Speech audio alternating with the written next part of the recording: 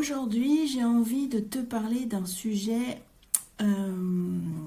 souvent mal compris, parfois jugé, c'est l'immaturité émotionnelle. Alors, dans cet épisode, je te partage une lecture intérieure. Je vais traverser plusieurs dimensions, émotionnelles, corporelles et relationnelles, pour mieux comprendre ce qui se joue derrière nos réactions. Salut à toi, je suis Valérie, thérapeute, coach énergéticienne et je suis ravie de te retrouver pour ce podcast. Pendant longtemps, je n'avais pas conscience d'être dans une posture d'immaturité émotionnelle. Je pensais que mes réactions, ma façon d'être en relation avec les autres, mes sensibilités faisaient simplement partie de ma personnalité, de mon caractère. C'était moi. Et je ne remettais pas vraiment ça en question. Avec le recul et avec tout ce que j'ai traversé, tout ce parcours, je peux aujourd'hui voir que oui, j'ai été dans cette posture. Et très certainement que je le suis encore sur certains plans. Parce que ce chemin, il n'est pas linéaire, ça je l'ai bien compris. Il se fait par couches, par prise de conscience successives. Avec le temps, j'ai compris une chose qui est importante, et essentielle, je dirais même, c'est que l'immaturité émotionnelle ne parle ni d'un manque d'intelligence, ni d'un manque de maturité humaine.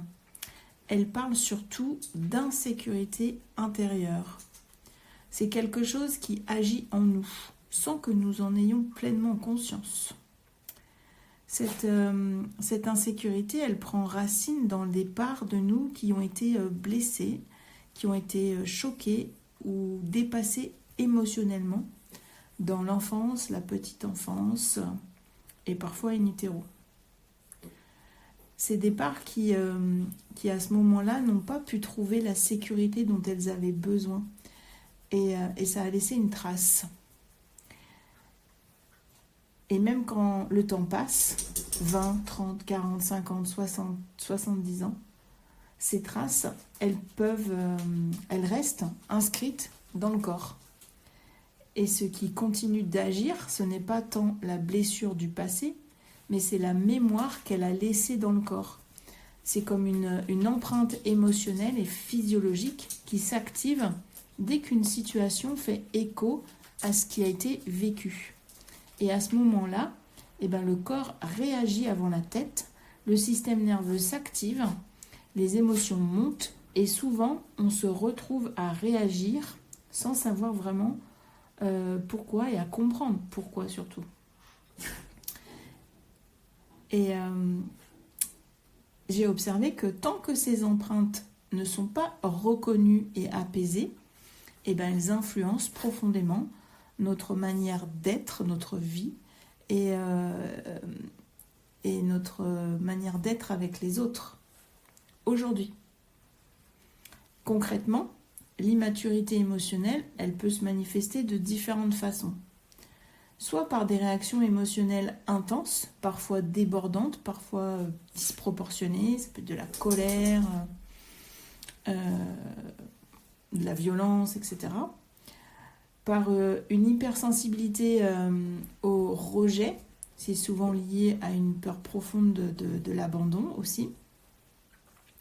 Elle peut aussi se manifester par la fuite, la difficulté de s'engager, la peur de l'engagement, le besoin de garder de la distance, le fait de partir dès que la relation devient trop proche, trop intense, trop intime, ou trop confrontante.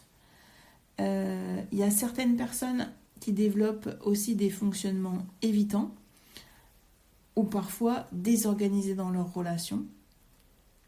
Et d'autres personnes qui vont s'accrocher à l'inverse, qui vont chercher la sécurité à l'extérieur et se perdre dans le lien.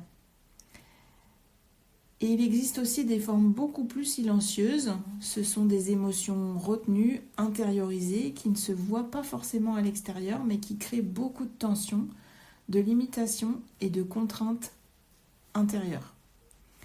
Certaines personnes expriment cette insécurité de manière très extravertie, très débordante, on a pu le voir, et d'autres, à l'inverse, vont se replier, vont se taire, s'adapter et vont tout porter à l'intérieur.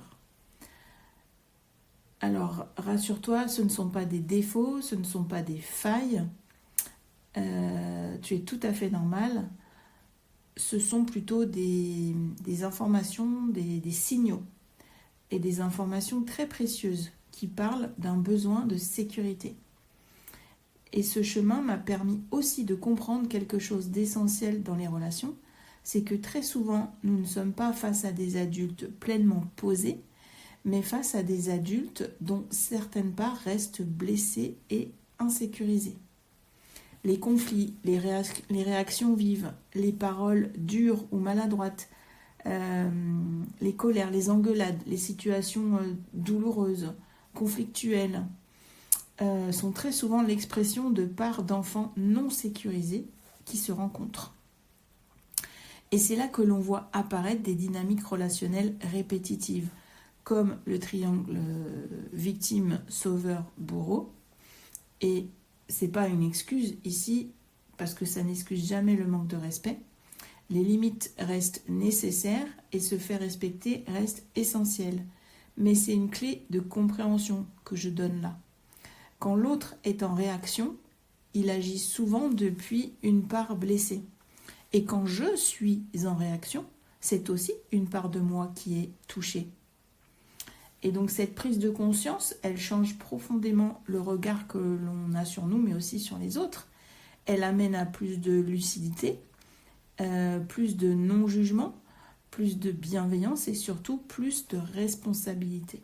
Parce que comprendre ça, c'est sortir de la posture de victime, de sauveur ou de bourreau. Ce n'est plus l'autre qui me fait quelque chose, c'est quelque chose en moi qui s'active. Et à partir de là, les relations peuvent réellement changer. Parce que quand on apaise ses parts blessées, quand on sécurise son enfant intérieur, le système nerveux se régule, le corps se détend et on ne vit plus uniquement en réaction. On commence à agir avec plus de clarté, plus de justesse, plus de stabilité.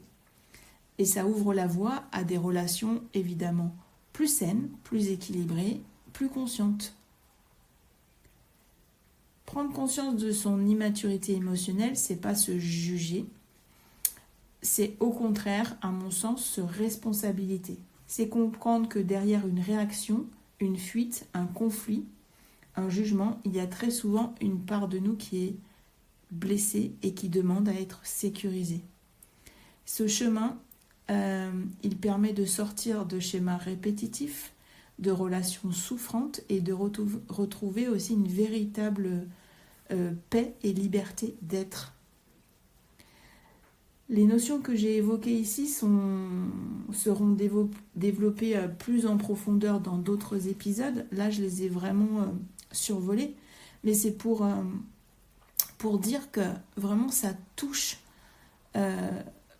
Tout est relié, tout est interconnecté et ça prend toute la place dans notre vie d'aujourd'hui, même ce qui s'est passé il y a 30, 40, 50 ans et plus. Alors si tu te reconnais dans ce que je partage, si tu sens que certaines parts en toi demandent à être apaisées, sécurisées, réajustées, sache que c'est le cœur de mon métier aujourd'hui, t'accompagner dans ces libérations, ces mises au point intérieures, ces ancrages, ces sécurisations de tes parts blessées pour que tu puisses retrouver plus de stabilité, clarté et surtout plus de liberté d'être. Je te souhaite une très belle journée.